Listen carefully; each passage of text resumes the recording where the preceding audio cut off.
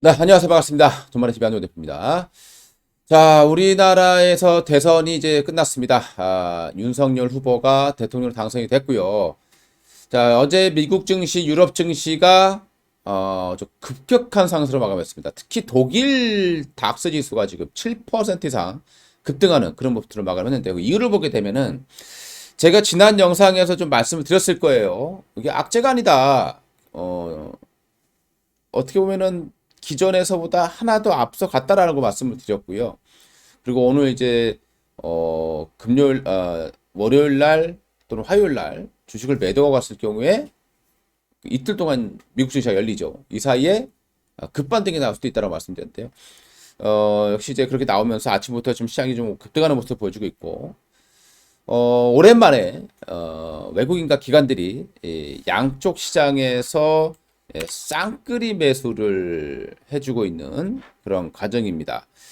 자, 지금 보시게 되면요, 많은 규모는 아닙니다만은 일단 이 코스닥과 거래소 양시장 모두에 일단 외국인과 기관들의 쌍끌이 매수가 나오고 있다라는 부분들은 조금 그래도 우리가 긍정적으로 바라볼 수 있는 그런 부분이다 말씀드리고 싶습니다. 시장을 보시게 되면은 아직 제가 말씀을 드렸던 저점 깨지진 않았어요. 지금 이 그림을 제가 그려드리고 있습니다. 그렇다고 강하게 치고 올라갈 수도 없고, 그리고, 또, 박스권 하단을 깨고 내려갈 것 같지는 않고, 그래서 약간 좀 박스권의 모습을 제가 좀 말씀드리고 있는데요.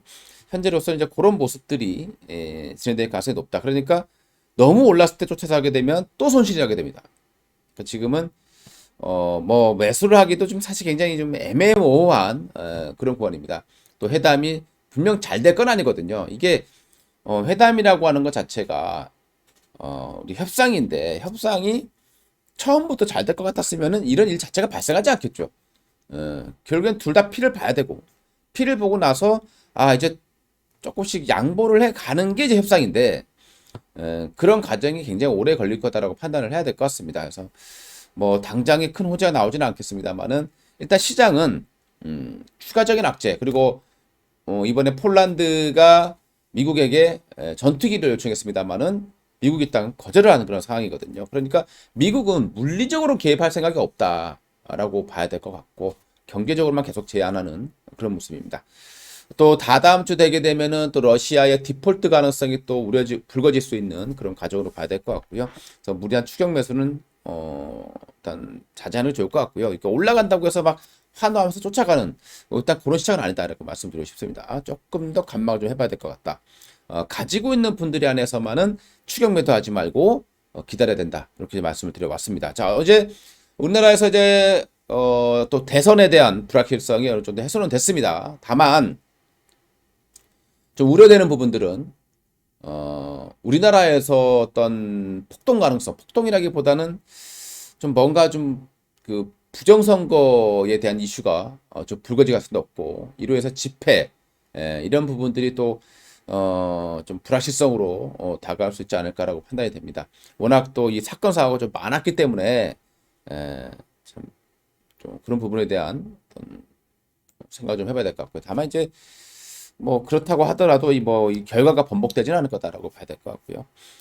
어, 부디 뭐 그 집회를 하는데 어떤 물리적인 어떤 부분들에 대해서 누군가가 선동을 해서 자꾸 확산되고 이러지 않기를 좀 바라보겠습니다.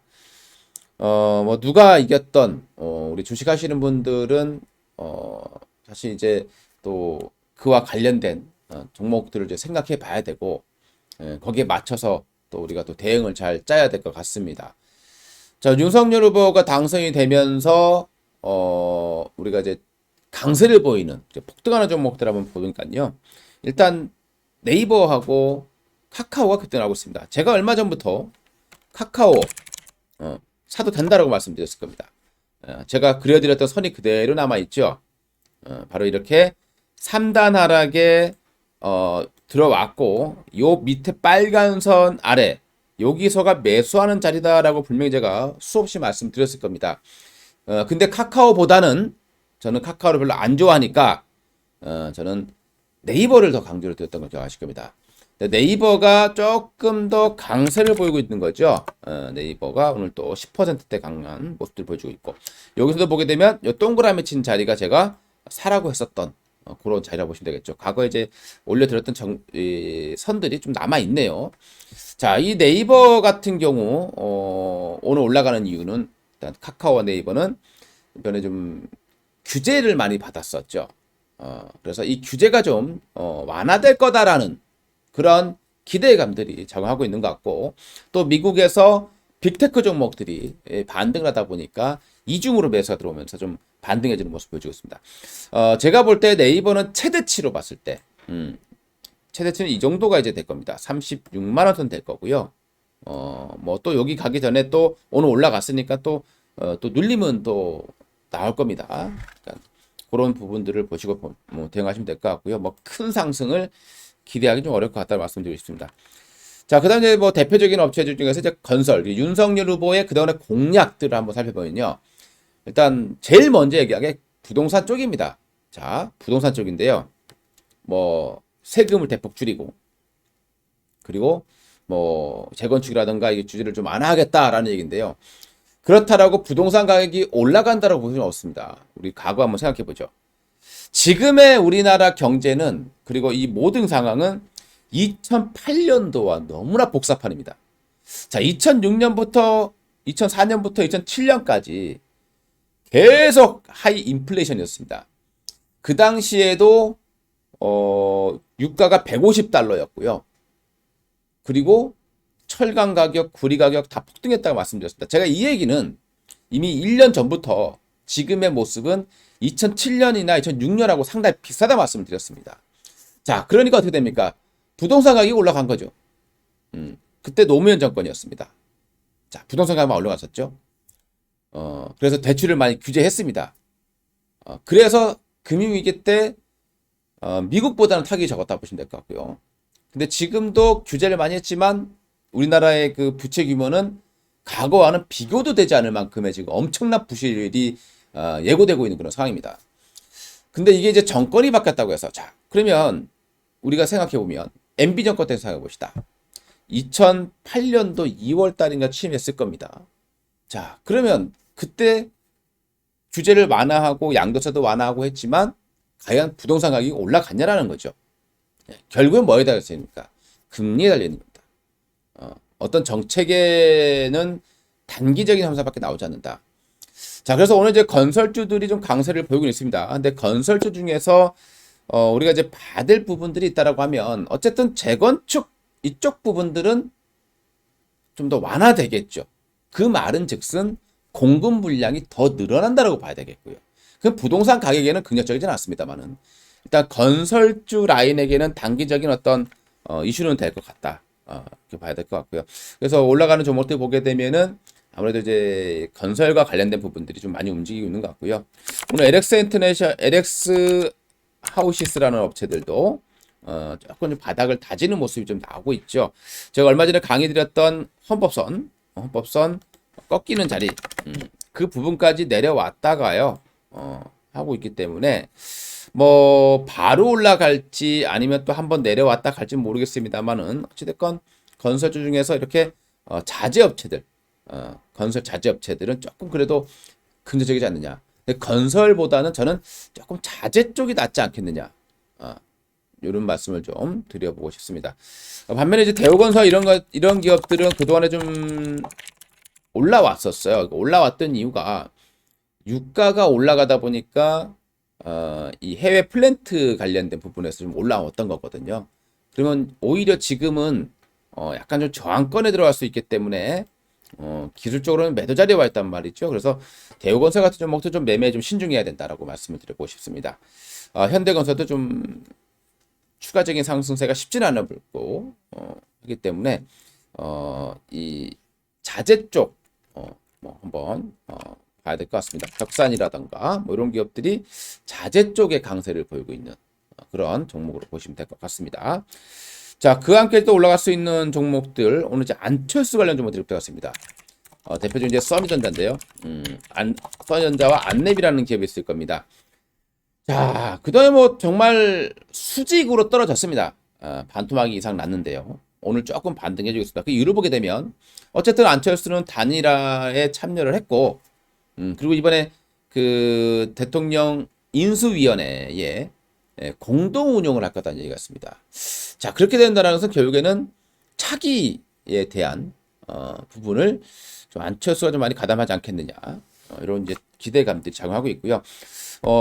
이 써니전자 같은 경우에는 그래도 이 하락폭의 3분의 1선에서 절반까지는 일단 못해도 반등이 나올 거다.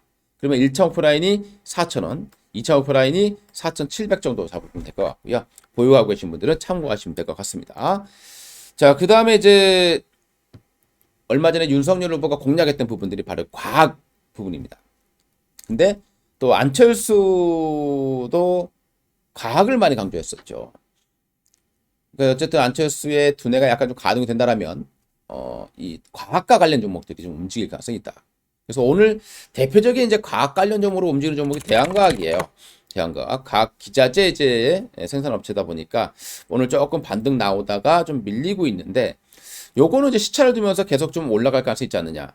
최소 12,000원까지는 한번 찍어주러 갈 가능성이 높다. 뭐 단기적인 입장보다는 아마 이제 계속 아직 시작도 안 했기 때문에 꾸준한 어떤 모습들을 보여줄 가능성이 높다라고 판단을 해보고 있습니다.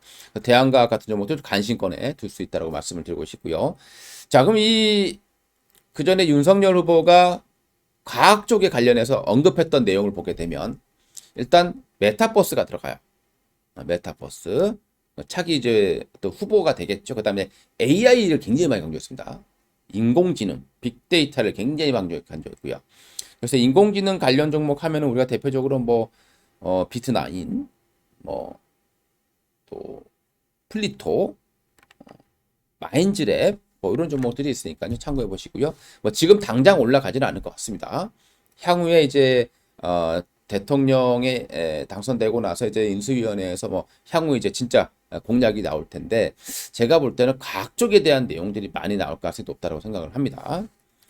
자, 그리고 이제 뭐 대표적인 업체는 또 원전 보성 파트가 되죠. 이제 어떻게 보면 이제 이런 종목들이 이미 그 전부터 올라와 있었기 때문에 오늘이 오히려 보면 매수 클라이막스일 수도 있다. 이미 그 전부터 많이 올랐었기 때문에, 그러니까 좀 올라갔다가 좀 조정을 좀 오히려 받을 수 있기 때문에 이런 종목들을 추격 매수하지는 말아야 될 것 같고요. 일단 원전 관련 종목들은 이미 그 전부터 많이 선반영이 돼 있다라는 거 꼭 참고해 보시기 바라겠습니다. 여기에다 유가까지 급등했었기 때문에 또 원전 관련 종목들은 이미 좀 주가에 많이 녹아들어 있다. 어떻게 보면 오늘이 재료의 노출일이다. 이렇게 판단해 보시기 맞을 것 같고요. 자, 그다음에 한국전력도 이제 좀 많이 올라왔죠. 자, 한국전력 제가 이제 여기도 마찬가지로 이 부분이 매수 구간이다라고 말씀드렸을 겁니다. 헌법선, 그죠? 봄이 오는 자리다라고 말씀을 드렸고요. 그러니까 한국전력 같은 경우도 그러니까 현 정권에서, 그러니까 정권이 바뀌면 가장 좋은 방법은요, 현 정권에서 가장 큰 피해를 본 종목을 사셔야 되는데, 대표적인 게 원전이었죠. 그래서 제가 작년에 원전을 많이 강조드렸을 겁니다. SMR부터 시작을 해서 많이 폭등했었고, 그 다음에 이제 한국전력, 이것도 이제 현 정권에서 굉장히 많이 피해를 봤던 그런 업체가 되겠죠. 그래서 이미 뭐 선반영 대주가까지 올라오긴 했지만, 그리고 지금 단기적인 저항권에 들어와 있어요. 그러니까 추격 매수는 안 될 것 같고요.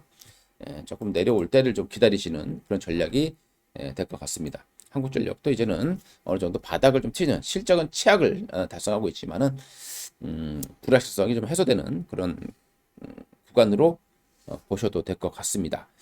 자, 그리고 이제 위드 코로나 관련 종목이 또 움직이고 있는데, 그 이유를 보게 되면 얼마 전에 이제 윤석열 후보가 호프집에서 맥주 한잔 하고 싶다라는 얘기를 했고, 그만큼 이제 소상공인 분들이 힘이 들고, 그래서 코로나에 대한 어차피 이제 거의 끝물에 다가간다라고 판단하고 있는 상황이다 보니까 아직 정점을 다 올리지는 않았지만 아마 이번 달 안에 정점을 찍을 거다 이렇게 판단해 본다라면, 아마 윤석열 후보가 당선되고 나서 이제 이 코로나 어쨌든 시기적으로도 뭐 윤석열 후보가 당선되지 않아도 어차피 풀릴 부분이지만, 오늘 이제 그런 부분들이 좀 주가에 녹아들면서 관련 종목들, 위드 코로나 관련 종목들이 좀 반등을 하고 있는 그런 과정을 보시면 될 것 같습니다. 그래서 얼마 전에 제가 이제 에코라는 종목을 많이 말씀을 드렸는데요.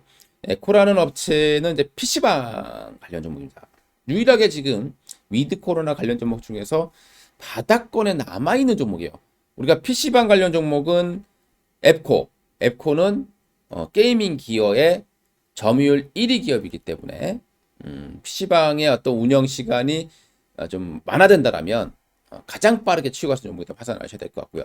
노래방 관련 종목은 뭐 아시다시피 TJ 미디어가 되겠습니다. 이미 많이 올라와 있는 그런 과정에 있고요. 그리고 오늘 위드 코로나 관련 종목들이 조금 강세를 보여주고 있는 이유 아마 그런 발언이 있었기 때문이 아닌가라고 생각이 듭니다. 자, 그리고 반면에 이제 피해를 보는 섹터는 어디가요? 수소 쪽이 되겠습니다. 예, 수소 에너지 쪽이 일단 단기적으로 좀 피해를 볼 수 있는 섹터가 되겠습니다만은 근데 이미 주가가 걷잡을 수 없이 하락했기 때문에 일진아웃솔루스 이런 종목들 보면 걷잡을 수 없이 하락해 있죠. 그래서 추격 매도를 해야 된다. 이런 의미는 아니다라고 말씀을 드리고요.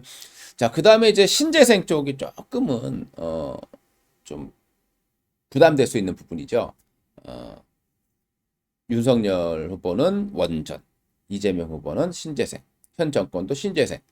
그러니까 신재생 쪽을 원전을 하게 되면 신재생에 대한 비중을 늘릴 수가 없는 그런 과정이 될 것 같고요. 다만 최근에 유가가 급등했다는 부분들이 신재생 에너지 관련 종목들에 좀 활기를 불어넣고 있지만 유가라고 하는 것들도 러시아와 우크라이나가 사태가 어느 정도 소강 상태로 들어가게 되면 최근처럼 올라갔다가 이제 급락하는 모습이 나올 수 있기 때문에 신재생 에너지 관련 종목들도 우리가 쉽게 추격 매수할 수 있는 그런 자리는 아닐 거다 이렇게 말씀을 드리고 싶습니다. 자, 오늘 이제 이렇게 변화 좀 나왔기 때문에요. 관련 종목들 또 이제 앞으로 과학과 관련된 종목들에 좀 주목을 하는 게 좋을 것 같고요. 그리고 대선에서 인맥주들은 별로 매력이 없다 이젠 이렇게 재료 노출이다 이렇게 봐야 될 것 같고 새롭게 떠오르는 안철수 관련 종목들은 조금 더 반등 파동이 이어질 가능성이 좀 있다. 이렇게 좀 요약을 해보시면 될 것 같습니다.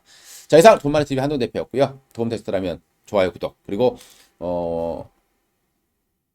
오늘도 좋은 하루 보내시기 바라겠습니다. 감사합니다.